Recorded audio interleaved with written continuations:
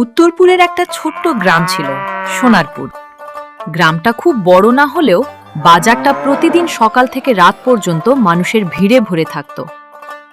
প্রত্যেকটা ঠেলা পাশাপাশি দাঁড়িয়ে থাকত। একটা ছিল অর্পিতের, আরেকটা ছিল সুরেশের। অর্পিত বিক্রি করত চাইনিজ ফুড, চাউমিন, এগরোল আর চিলি চিকেন। সুরেশ বিক্রি করত চিকেন বিরিয়ানি। দুজনেই পরিশ্রমী লোক, কিন্তু তাদের মধ্যে একটা বড় ফারাক ছিল। অর্পিত সবসময় গ্রাহকদের কথা ভাবত, তাদের মুখ দেখে হাসি দিয়ে গ্রাহকের হাতে খাবার তুলে দিত।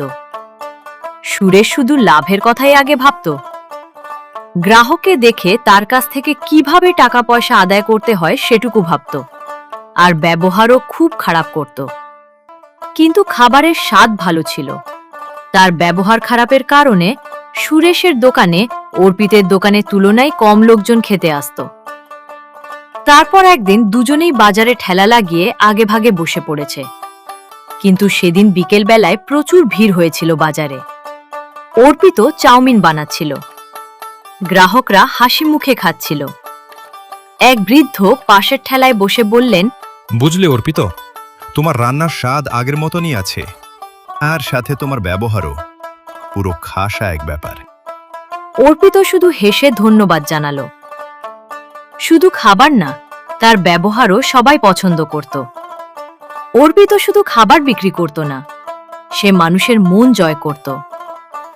অন্যদিকে সুরেশের ঠেলায় এক গ্রাহক বললেন, দাদা, বিরিয়ানি তো খুব সুন্দর হয়েছে, আমায় একটা আলু দিন না। না না না, এখানে কোনো ফ্রিতে আলু টালু কিছু হবে না। আলু নিলে আলুর জন্য এক্সট্রা আরো বেশি দাম দিতে হবে। দাম না দিলে আলু আমি দেব না। ও, এই ব্যাপার। আচ্ছা ঠিক আছে, দিতে হবে না, থাক। গ্রাহক চুপ করে চলে গেলেন। সুরেশের খাবার খারাপ ছিল না, কিন্তু তার ব্যবহার খুব রুক্ষ। ফলে ধীরে ধীরে ধীরে গ্রাহক কমতে শুরু করল। এইভাবে চলতে থাকল। অর্পিতের একমাত্র ছেলে ছিল অর্জুন, বয়স 20। যেমন বাবা, ঠিক তেমনি তার ছেলে অর্জুন, সে সর্বক্ষণ পড়াশোনা করে। নতুন কিছু করার ভাবনা চিন্তা তার মনের মধ্যে রয়েছে। অর্জুন এর ব্যবহারও ছিল অমায়িক। সে স্নাতক পরীক্ষা প্রথম বিভাগে পাশ করেছে। বাবা মাকে খুব ভালোবাসে, আর বাবার কথা শুনে অর্জুন সব সময় চলে। ছেলেটা পরিশ্রমী আর সৎ। সে স্বপ্ন দেখত একদিন বড় রেস্টুরেন্ট খুলবে। একদিন সন্ধ্যায় অর্জুন বাবার পাশে বসে জিজ্ঞেস করল, বাবা, আমি কি তোমার মতো রান্না শিখতে পারবো? রান্না করা আমার খুব শখের। হ্যাঁ রে বাবা, সব পারবি। তোকে আমি সমস্ত কিছু শিখিয়ে দেব, কিন্তু তার আগে তোকে একটি জিনিস শিখতে হবে। রান্না তো তুই করতে পারবি, যে কোনোভাবে সেটা শিখে নিতে পারবি, কিন্তু তোকে মানুষকে সম্মান করতে শিখতে হবে। অর্জুন অবাক। সে ভেবেছিল বাবা শুধু রান্নার কথা বলবেন। বাবা, রান্নার সঙ্গে সম্মানের কি সম্পর্ক? অনেক বড় সম্পর্ক রে বাবা। সঠিকভাবে শুধু ভোজন প্রস্তুত করলেই হলো না, মানুষের সাথে মানুষের বন্ধুত্বপূর্ণ সম্পর্ক রাখাটা অনেক বড়। যে মানুষকে সম্মান করতে পারে না, সে কখনো মানুষের মন জয় করতে পারে না। কয়েকদিন পর বর্ষা শুরু হলো। আকাশ কালো মেঘে ঢেকে গেল। ঝিরঝির করে বৃষ্টি নামতে লাগলো। তারপর একদিন মুষলধারে বৃষ্টি নামল। বাজার প্রায় ফাঁকা, মানুষ কম, দোকানদাররা চিন্তিত। অর্পিত হাসলেন এবং ভাবলেন, কম হবে কিন্তু হবে। বৃষ্টির মধ্যেও অর্পিত দোকান খুলল, কারণ তিনি জানতেন পরিশ্রম ছাড়া সাফল্য আসে না। টানা 1 সপ্তাহ এভাবেই বৃষ্টি চলল। প্রতিদিন ভিজে ভিজে কাজ করলেন অর্পিত। এক রাতে অর্পিত জ্বরে পড়লেন। অর্জুন বাবার কপালে হাত দিয়ে বলল, বাবা, তোমার তো খুব জ্বর হয়েছে, এক্ষুনি ডাক্তার ডেকে আনছি। কিন্তু পরের দিন জ্বর আরও বেড়ে গেল। ডাক্তার এসে বললেন, এগুলো ওষুধ খাইয়ে দাও, কম করে 1 সপ্তাহ বিশ্রাম নিতে হবে। অর্জুনের মাথায় আকাশ ভেঙে পড়ল। 1 সপ্তাহ দোকান বন্ধ থাকলে সংসার চলবে কি করে?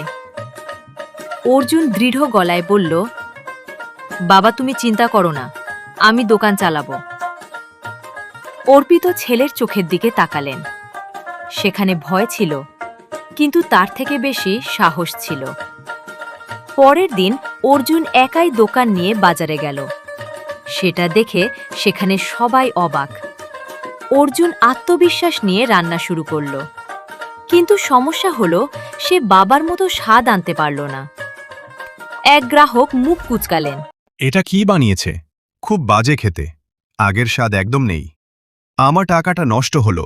তোমার বাবার মতো হতে তোমার অনেক দেরি আছে। শুধু শুধু কেন তুমি দোকান খুলেছ? আজকের দিনটাই পুরো খারাপ হয়ে গেল। একসময় পুরো ঠেলার সামনে হাসাহাসি শুরু হয়ে গেল।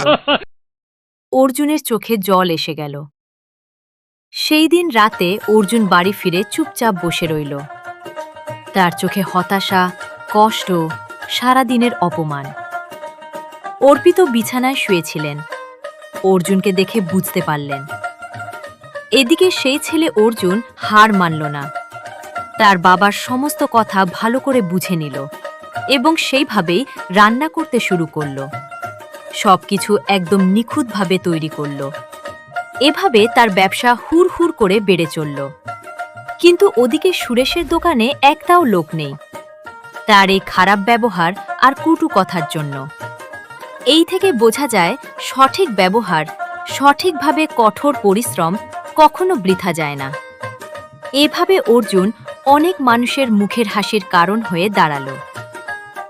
তাহলে বন্ধুরা, কঠোর পরিশ্রম করতে হবে, আর নিজের লক্ষ্য ভুলে গেলে চলবে না। একটু একটু করে এগিয়ে যেতে হবে।